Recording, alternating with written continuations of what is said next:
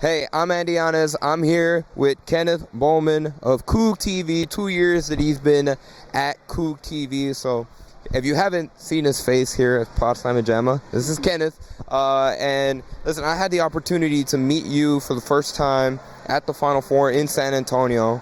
And let me just say that you and Daniel, when I got to meet the both of y'all, I was really impressed. And I know I've tweeted it out, but here getting a chance to say it in person. I was impressed, one, with y'all's work ethic. I'll never forget when Houston came back against Duke, and I was like slowly creeping up on the court. You guys were right behind me. We were already out there, bro. And we all got kicked out by security, but we all found the way to go back the other way around. So that shows true commitment right there.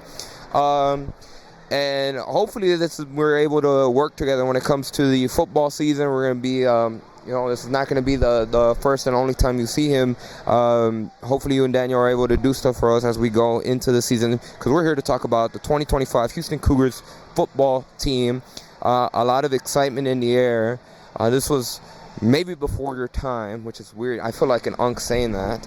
But I think this is the most optimism there is for a football season, going back to the 2022 season, coming off when Houston had won 12 games and went to the American Athletic Conference Championship game. And that's a testament to, really, there's a lot of buy-in in Willie Fritz. From your perspective overall, do you feel that same kind of excitement around the football program, or what's kind of your take about the buzz heading into the season? Yeah, most definitely. I think just to bring in with Connor Wigman, the transfer, you brought a couple other guys, Tanner. You got the receiver room is stacked. Stephon Johnson, Devin Williams. You got the transfer guys, Harvey Broussard, Amari Thomas. So I think there's kind of a whole new offense. And not even speaking on the O-line, we brought in a bunch of guys on the O-line. So Willie Fritz, he's mixing things up.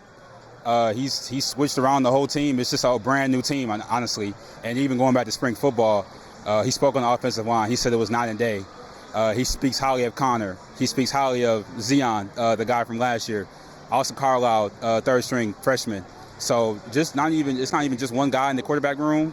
There's a group, I would say. And yeah, there isn't a lot of excitement this year, and I feel like there should be, just because of what you had on last year. We had an amazing defense last year. They lost the guys in the secondary, but they replaced them. I like the guys they replaced them with. Let's start focusing specifically on the quarterbacks. Obviously, when we're talking about 2025 UH, we got to start at the top, as there's an offensive lineman that just fell right in front of us. It looks like he's good. I might turn the camera, but I don't want to put him on the spot. But it looks like he's good. When we're talking about the 2025 Houston Cougars at quarterback, we got to start with Connor Wigman, and obviously the transfer from Texas A&M. A lot of buzz surrounding him, and we've both been at a few of the football practices. You've been much more than me. From the few instances that I've gotten a chance to see, I think it's clear cut. He looks like the best quarterback out there on the field when he's there. What are your thoughts on Connor and what you've seen from him so far during fall camp? Oh yeah, most definitely. Connor is definitely that guy. His teammates say it, the coaches say it. Everyone knows who Connor is.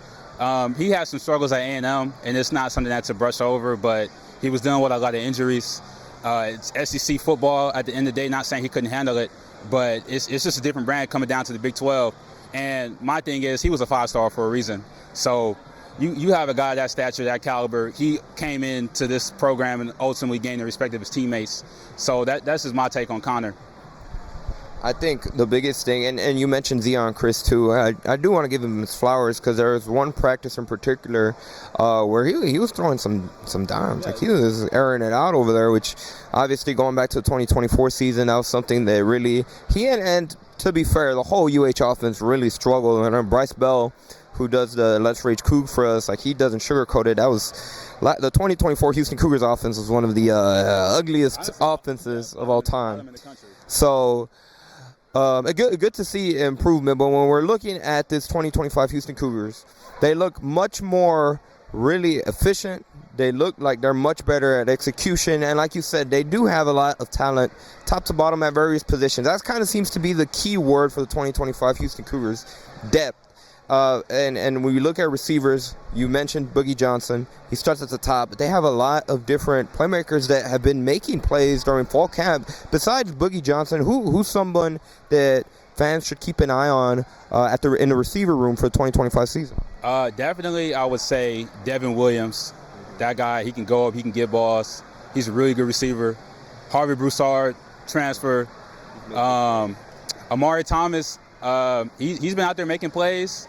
But really a guy that I feel like is really underrated is Mekhi Muse. He's really good in the return game, and he can route. I see him routing dudes up in practice. He's getting open. He's breaking dudes off. There's a lot of guys, and even Kobe Young. He redshirted last year. I think he was like a 3-star, 4-star coming in. He's really good. So I think overall that's a really stacked receiver room that they have. And, there's a bunch of guys that's going to be making plays all year. What are your thoughts on the running backs group? Again, that's another position where depth is a key word. They added in a transfer, Dean Connors from Rice, who Houston fans know very, very well, just in terms of the amount of times that Houston Rice have played the last few seasons. They're bringing Stacey Sneed back, Rashawn Sanford. Again, another position where there's a lot of depth in that room. Yeah, the running backs, I think that was kind of the group that needed the least amount of work. We had a really good running back room last year. Rashawn Sanford, Stacey Sneed, we brought in Dean Connors, DJ Butler. So that's a really great group of guys. And even at Media Day, Willie Fritz was talking about the running back room. And he was like very alert and coherent when he brought up the running back. So he's really excited about the running back room. So I think fans should be excited about the running back room as well. Talking about the other positions, when we're talking about the 2024 Houston Cougars, one of the reasons why they were really so atrocious on offense was just the struggles in the offensive line. This year, something that head coach Willie Fritz said early on was he feels like there's genuinely 8-9 people that they were trying to figure out, 8-9 people that could potentially start, and they were trying to see who was going to be that final 5. That was early on in camp. Now we're heading towards the tail end. What have you seen from the offensive line? And really, is there a player that's still what do you think the offensive line is going to look like for Houston in this upcoming season? I think we're definitely going to see a lot of Dalton Merriman and Pancake Hunter. Those are just the 2 guys I've noticed. There's a whole group, like you said, 8-9 guys. But those 2 in particular, they're going to do some great things for us. Just blocking scheme, run block, pass pro, all that. So, overall, I would say it's an improved group just with the transfers. The staff is coaching them up. That's really it. The tight ends as well. What have you seen from this group? Tanner is that dude. So Connor's been hitting him up. He's a big target. He's 6'6", 6'7". I mean, he said to us, if he has a DB on him, he's still open. So that's just a lot of, yeah. So that's a confident statement. Just listen to that, and I expect him to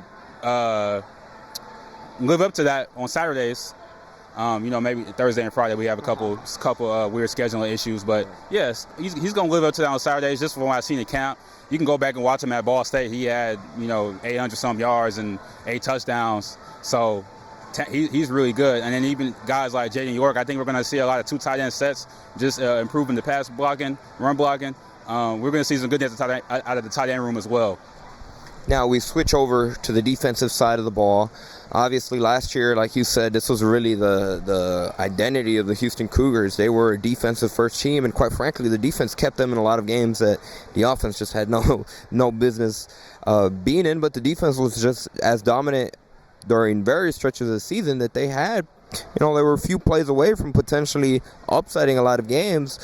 This year, the headline heading into the summer and into the fall camp was the losses at DB, obviously, with A.J. Halsey, Jeremiah Wilson.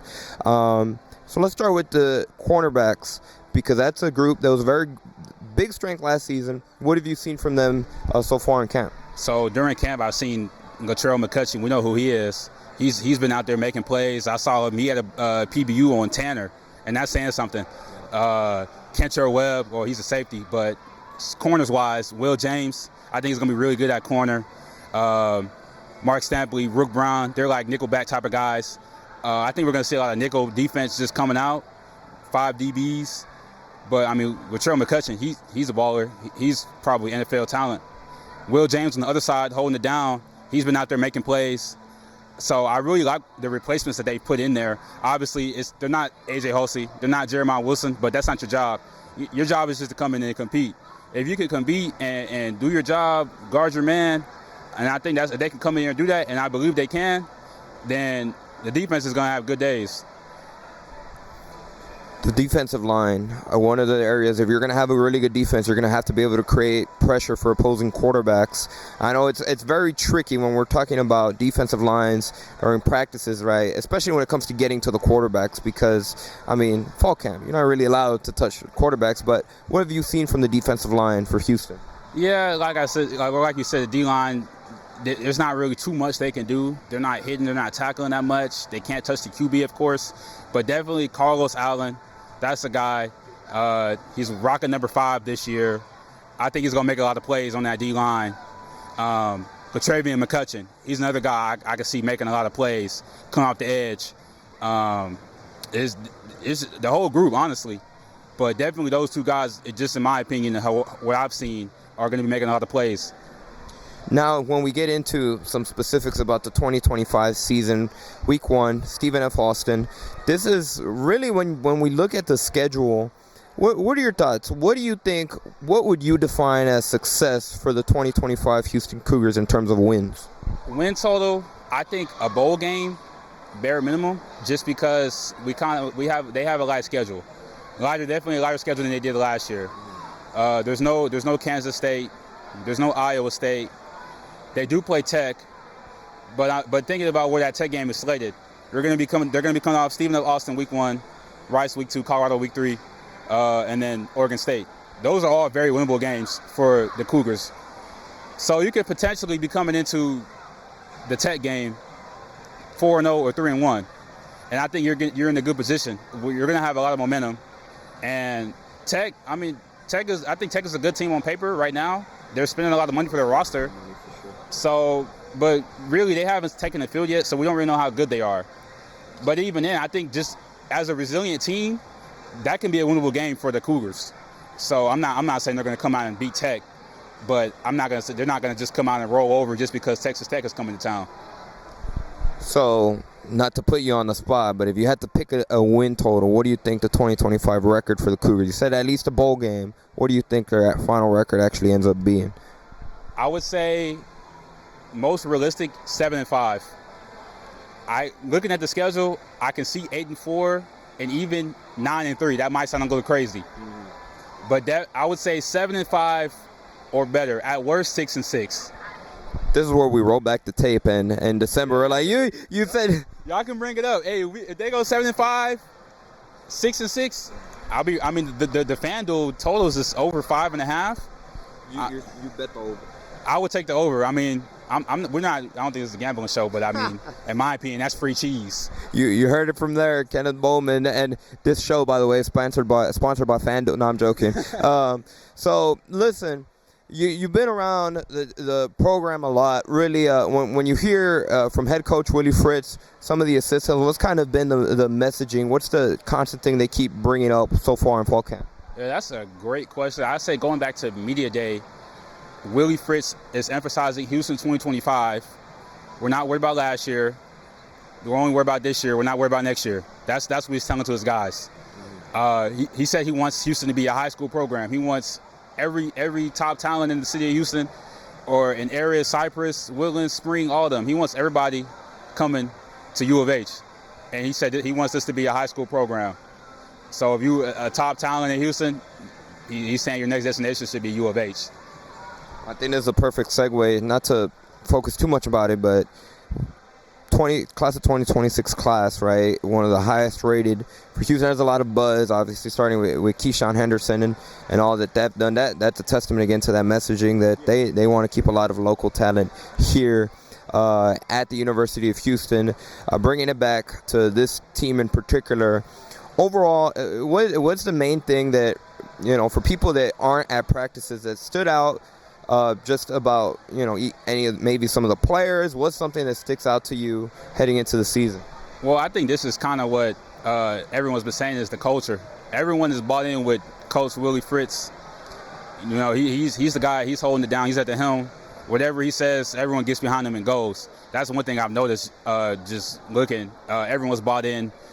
They want, all 11 guys on the field, all 11 guys are on the same page. Yeah. No one's lacking. No one's lackluster. And that's just one thing, just the main thing I've seen. The Cougs don't beat the Cougs. That's one thing. Beat the Cougs. That's the one thing that he was repeating in that dang loudspeaker that he has during practice. So that's going to be another, bringing back that message from last season. And listen, this is called Pod Slamma Jamma. So we are going to do this a lot in a UH centric show, right? But let's be objective. If we're talking about this team so far, what's an area of concern for the 2025 Houston Cougars? Concerning. I would say the linebacker position maybe, and I wouldn't necessarily say it's a concern. It's just there's kind of a little uncertainty in terms of who's going to be manning it down when we get down the stretch. Obviously, there's a guy, Corey Platt. He was brought in, but he didn't play last year. Jesus Machado, that's another transfer guy. He's highly touted. Everyone's excited about him. But he's also coming out some injuries. He's had some injury history. Just talking with people on the team, there is a lot of depth in that linebacker position, as there is a lot of the other positions. But definitely, and you can even go into the secondary. You lose a AJ Halsey, you lose a Jeremiah Wilson, but look at the guys you brought in. And overall, I do think there will be a drop-off on defense just because of the talent loss. It's hard to replace those type of guys. I think the jump that they'll make on offense will be greater than the loss on defense, if that makes sense. Yeah, no, most definitely. And obviously, if that's the case, I agree. And some of it is just how dominant the Houston Cougars defense was last season. Like you said, AJ Halsey, Jeremiah Wilson, they were a big part of that. It's going to be hard to be able to replace them right off the bat, at least. I want to focus on the secondary for a little bit longer. And again, sometimes this is where, fans, short for fanatic, and some of it, this is our fault as media, because of course when we're at practice, we're going to be recording what the offense is doing, right? But there have been concerns from people outside the program, right? From outside fans about that secondary, because they're like, well, like the offense looks good, and that's great, but maybe they look a little bit too good. What do you have to say about that? I mean, honestly, just these last couple days of camp that I've been there, I would say the defense and the secondary in particular had better days than at the beginning of the camp. Even going back to spring, you got Connor. He's hitting dudes up. He's getting the ball out to his guys. He's having a good day.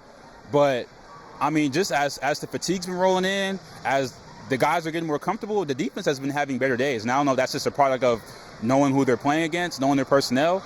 But I mean, they're not just going to be trash. Like I don't think they're just going to fall off just because they lost a couple guys. I think they've been having good days at practice. Latrell McCutcheon, I mean, they had a scrimmage. Latrell McCutcheon almost took a pick six to the house. He just dropped it. So it's things like that you see just watching the team every day. Gotcha. Any final things? What's something that you feel like people heading into the season they should really know about the 2025 Cougars? Well, I kind of said everything, but I guess I'll say it again. Connor Wigman, he's pretty good. He's a damn good football player. He's a good quarterback, former 5-star. He's healthy. So I think this year we will finally see what he should have been at A&M. Mm-hmm. Defense, I mean, I think we're gonna have some guys on some draft boards. Connor, Latrell McCutcheon, Will James, Kentrell Webb, Tanner, Dalton Merriman. I mean, scouts have been at camp every day. Like half the league has been through fall camp. So I mean, I think that's just saying something in itself. I agree 100% with you about Wegman, and I think the thing that's a little bit under the radar is when you hear the players talk, they believe in him. Like they're motivated. Like they're bought in his messaging, and from day one, they said that Connor came in and his goal is to go to the Big 12 championship game, which right here, August 17th, that we're talking about that. If that's the case for them, that would be an extremely successful season. We don't know if they actually do that, but just the fact that the players themselves are fully bought in, I think that speaks volumes about what at least the leadership that he's been able to bring to the table, which bodes well for Houston. Last thing, once again, Kenneth Bowman. This is Pod Slamma Jamma. You can find him on the handles that you see on the screen. Follow CoogTV. Not to go back to an earlier point, but great job both you and Daniel really bringing CoogTV back to relevance, especially on social media, because they had just been off the grid for about 2 years. I don't know. Literally, I'm going to tell you the story. We were on the road to San Antonio to the Final Four, of course, and this was kind of something I already wanted to do. I talked to Daniel about it before, but I'm like, dude, let's get the Twitter account. Like, let's get it going. We had to talk to some people, talk to some higher ups, get the information, get the password reset going, and then we were in. Like, we put out the tweet, we're back. So hopefully, as my U of H career is coming to an end, hopefully we can get a successor in here and keep it going. Yeah, for sure. Once again, if you haven't done so yet, make sure you follow him on social media. Follow CoogTV on X. You guys post on the Instagram too. Thank you for taking the time here at FanFest. You will see him again over the course of the football season. Again, just big thank you, and I mean, let's see how the 2025 Houston Cougars season goes. I'll go on the record. My prediction, I think Houston's gonna finish 8-4 this season. And we'll see. 8-4. If you're taking any gambling advice, bet the over, but don't come back to us. I don't know. Like, they say nothing is free, but all goes well. Over 5.5 wins. I mean, in my opinion, that's just free cheese. I mean, if we had FanDuel here in Texas, I probably would do that. I agree, but that'll do it for this preview of the 2025 Houston Cougars football season. Continue to follow along. If you haven't done so yet, check out the interviews that I had with Athletic Director Eddie Nunez, with UH Women's Basketball Coach Matthew Mitchell. Of course, follow along as we continue Let's Rage Cougs throughout the season, the first and unofficial post-game show of every single Houston Cougars football and men's basketball game. We'll see you next time, and as always, go Cougs.